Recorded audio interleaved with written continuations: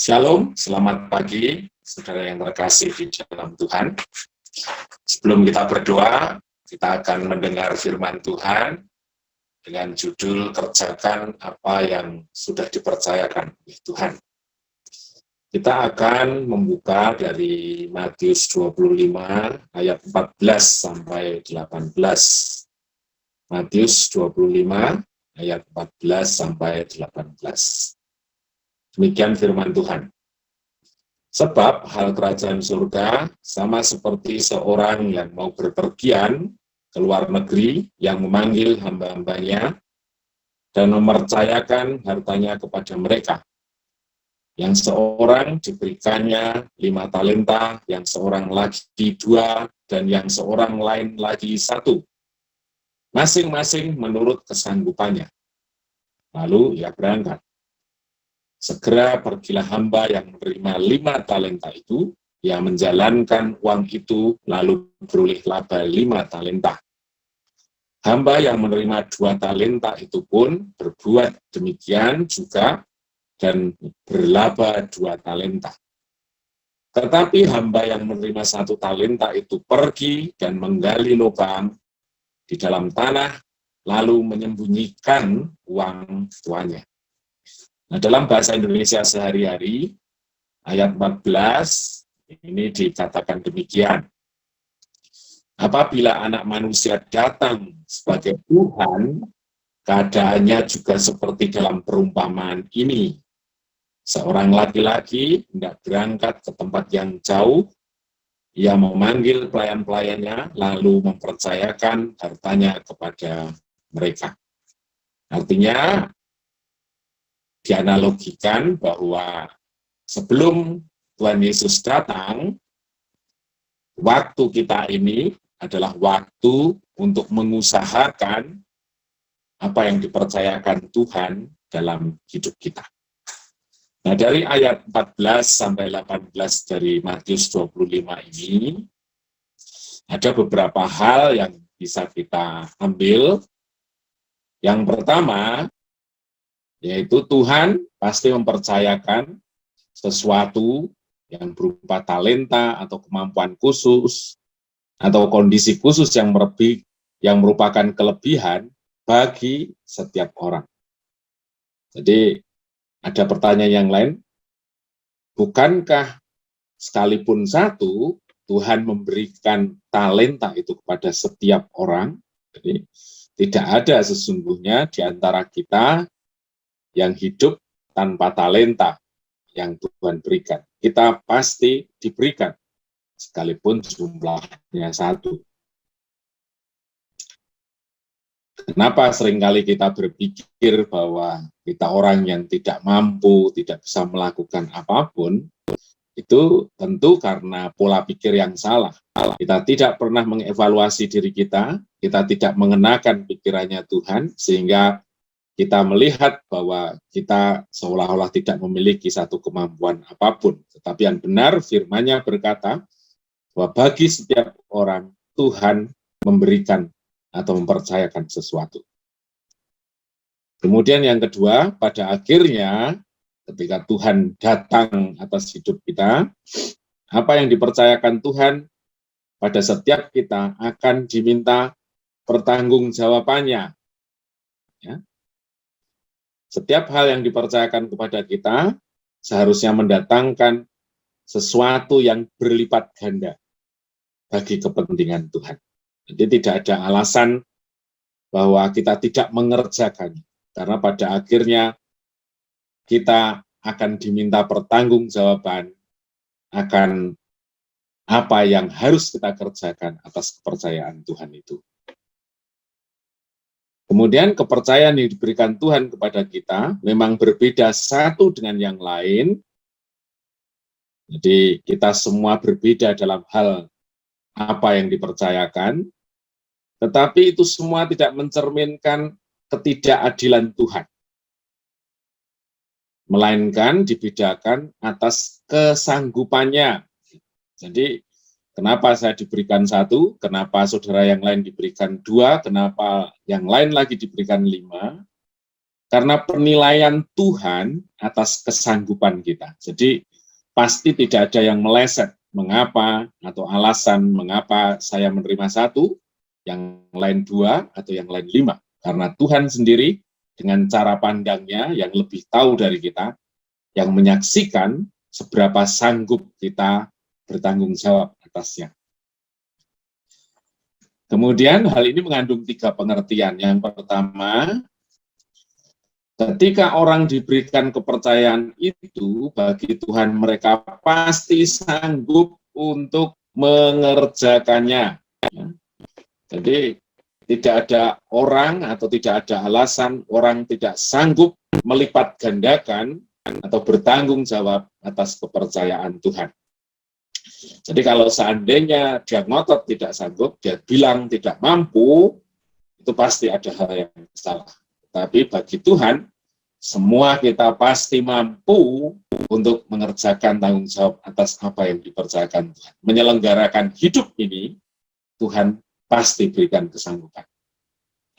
Kemudian yang kedua, orang yang dipercayakan lebih menuntut effort atau usaha yang lebih besar untuk melipat gandakannya. Artinya, seberapa Tuhan yang berikan kepada kita, kalau memang kita ditempatkan secara khusus sehingga kita menerima bagian yang lebih, ya tentu dari apa yang dipercayakan lebih dibanding orang yang lain menuntut usaha yang lebih keras.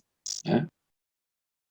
Saya barangkali dipercaya Tuhan untuk bersekolah sampai tataran yang tertinggi, artinya tanggung jawab saya untuk mempertanggungjawabkan kepercayaan Tuhan itu tentu usahanya harus lebih besar dibanding orang yang tidak bersekolah misalnya. Kemudian sedangkan pujian yang diberikan kepada Tuhan sama bobotnya ketika semua orang mengerjakannya dengan sungguh-sungguh. Kita lihat di ayat 21-23, bagi orang yang dipercayakan 5 menghasilkan 5, bagi orang yang dipercayakan 2 menghasilkan 2, ada kata-kata bagus di situ. Bagus sekali perbuatanmu, ya hamba yang baik. Artinya penghormatannya sama. Pujian Tuhan, penghargaan Tuhan atas orang yang bekerja sungguh-sungguh, ketika dia diberikan 5 atau 2, itu sama. Nah, jadi di sini mengandung satu arti bahwa Tuhan sesungguhnya hanya ingin melihat respon dan tanggung jawab kita sebagai orang yang dipercaya. Bagi Tuhan nilai di dalam diri kita, entah kita menghasilkan 10, 15, atas apa yang dipercayakan, itu nomor 2 urutannya, tapi nomor 1-nya itu ketika Tuhan berikan, apakah kita memiliki respon yang benar, atau tanggung jawab yang benar sebagai orang yang dipercaya.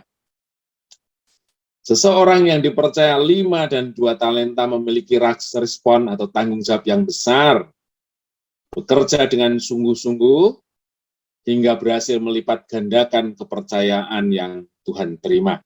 Dari firman tersebut menceritakan seperti itu. Jadi orang yang menerima 5 dan 2 talenta itu membuktikan bahwa dia memiliki tanggung jawab yang benar. Sedangkan seorang yang dipercayakan 1 talenta tidak memiliki respon atau tanggung jawab yang benar. Sama sekali bukan karena dia tidak mampu, tetapi mengapa dia tidak memiliki tanggung jawab? Karena pola pikirnya yang salah. Jadi, mengapa orang memiliki kehidupan yang seolah-olah jauh dari Tuhan, atau dia sesungguhnya sudah dipanggil Tuhan, tetapi tidak mengalami satu proses yang luar biasa yang mengubahkan dirinya, tentu karena pola pikirnya yang tidak benar. Di sini dikatakan, pergi dan menggali lubang di dalam tanah, lalu menyembunyikan uang tuannya. Jadi, dia katakan pergi dan menggali. Artinya, semua itu dilakukan dengan cara berpikir yang salah. Dengan kesadaran, tetapi cara berpikirnya yang salah. Nah, cara berpikir yang seperti apa yang menyebabkan kita tidak bisa bertanggung jawab kepada Tuhan dan akhirnya tidak dipercaya? Yang pertama adalah cara berpikir untuk senantiasa mencari aman. Banyak orang yang berpikirnya seperti itu. Mencari aman itu seperti apa? Yang dipikir hanya untuk dirinya sendiri. Dia merasa hidupnya hanya untuk dirinya sendiri. Tidak mau berjuang, bertanggung jawab demi kepentingan Tuhan. Itu cara berpikir yang salah. Jadi kalau kita cenderung hidup kita hanya fokus untuk memikirkan diri kita sendiri, mencari aman, hati-hatilah bahwa itu menunjukkan satu respon yang salah, tanggung jawab yang salah. Kemudian yang kedua, cara berpikir yang mencurigai Tuhan. Ya, seringkali kita bilang begini, Tuhan berkuasa, Tuhan Maha Kuasa, Dia sanggup melakukan sesuatu apapun tanpa saya. Jadi lebih baik saya menjadi orang Kristen yang biasa-biasa saja. Saya menjadi jemaat saja cukup. Ingat, perkataan atau pola pikir seperti itu artinya kita mencurigai Tuhan. Kita sedang memperlakukan Tuhan tidak adil. Mengapa Dia mengutik kehidupan saya? Mengapa Tuhan menuntut saya untuk melakukan sesuatu yang sesungguhnya Dia sendiri saja bisa melakukan? Itu cara berpikir yang salah. Kemudian yang berikutnya adalah meragukan keadilan Tuhan. Tuhan tidak adil, mengapa kehidupan saya begini-begini saja? Sementara orang lain di sana hidupnya nyaman, hidupnya lebih baik. Langsung berkata, nasib saya jauh lebih buruk dibandingkan mereka. Seolah-olah Tuhan yang menentukan kita adalah orang yang susah, kita orang yang menderita, kita orang yang diciptakan dalam kondisi yang buruk. Itu cara berpikir yang salah. Seperti hamba yang satu tadi, yang pergi dan menggali lubang tadi, dia selalu berpikir, ya bagian saya cuma satu, yang lain toh yang 5 atau 2, itu yang punya tanggung jawab. Saya barangkali ya diperlakukan Tuhan tidak adil, mengapa saya cuma 1? Barangkali kalau saya dikasih 5, usaha saya akan sungguh-sungguh. Tidak, saudara. Itu semua membutuhkan tanggung jawab. Kalau saudara tidak bertanggung jawab terhadap 1 talenta, kita tidak bertanggung jawab atas kondisi hidup kita saat ini, kita pun tidak bisa bertanggung jawab ketika Tuhan memberikan kesempatan yang berbeda dari apa yang kita pandang. Ya, saya menjadi jemaat gini karena saya masih repot dengan urusan keluarga, saya nggak akan bekerja lebih untuk Tuhan karena kondisi A, B, C, dan lain sebagainya. Itu hanya merupakan cara berpikir yang salah. Kemudian yang berikutnya, pikirannya skeptis. Selalu berpikir negatif dalam menilai orang lain atau kondisi yang dihadapi maupun cara menilai masa depannya. Saudara hati-hati. Di Filipi 4 ayat 8, ya, kita harus berpikir, katanya yang benar, yang suci, yang adil, dan lain sebagainya. Itu adalah untuk mengantisipasi kita berpikir yang skeptis, yang negatif, yang melihat kelamnya masa depan. Allah tidak mau. Orang yang seperti itu cenderung dia tidak akan melakukan usaha apapun yang sementara Tuhan harapkan dalam hidup kita. Kita diciptakan untuk memiliki masa depan yang penuh harapan. Kita diciptakan untuk senantiasa memberikan kesempatan untuk Tuhan bertindak, membawa hidup kita pada kehidupan yang pasti lebih baik. Jadi ada 4 alasan mengapa orang yang memiliki 1 talenta itu pada akhirnya gagal untuk mempertanggungjawabkan kepercayaan Tuhan. Jadi akhirnya mari kita mengerjakan dengan sungguh-sungguh apapun yang telah dipercayakan oleh Tuhan di dalam hidup ini.